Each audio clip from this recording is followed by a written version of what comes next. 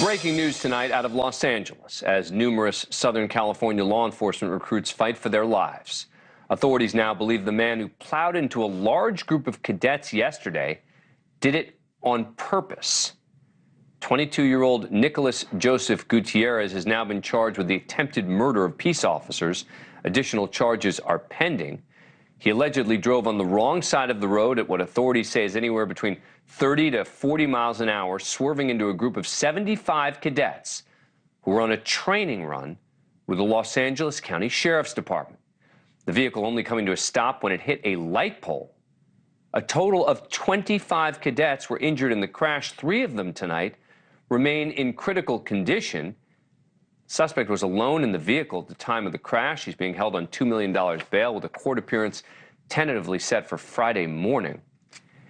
LA County Sheriff Alex Villanueva joins us now. Thank you very much for being here. Sheriff, really appreciate it. Before I ask you about the details about what happened here, how are the injured recruits doing?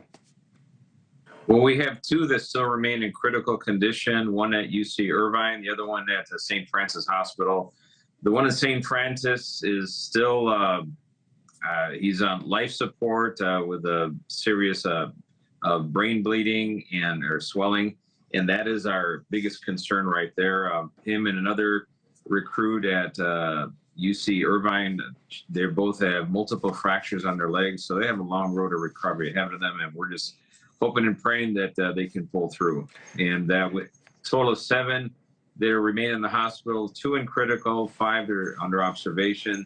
The remaining 20 have been released to their families. So, Sheriff, when I first heard about this story, I was initially very concerned and immediately very angry because I presumed that it had been done intentionally. And then I was sort of relieved when you had initially concluded that it looked like a horrific accident. An accident, but a horrific one. Talk to us about what has led you to change your assessment of what happened here.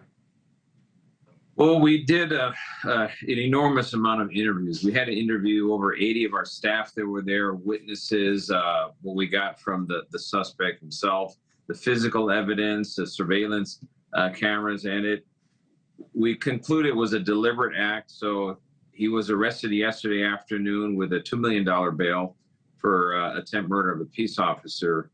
Today, he's going to be, remember, we operate under the prosecutor as George Gascon.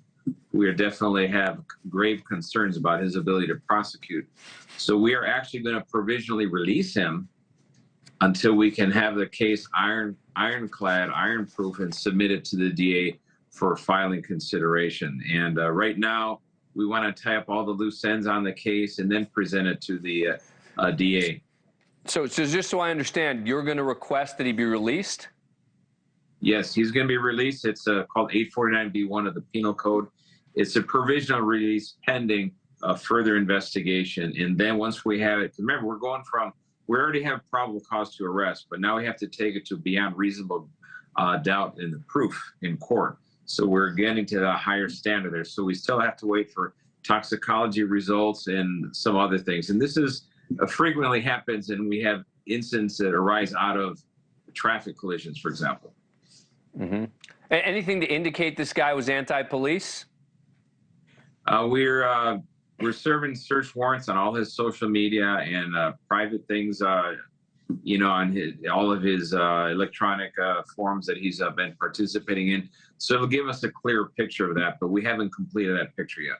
And again, when I understand what you're saying about why you sort of need to move to have him released, but considering how serious this potentially is, right? The idea, if this was intentional, if a guy did plow into 75 police cadets on purpose, the idea of releasing him is sort of a frightening concept, no?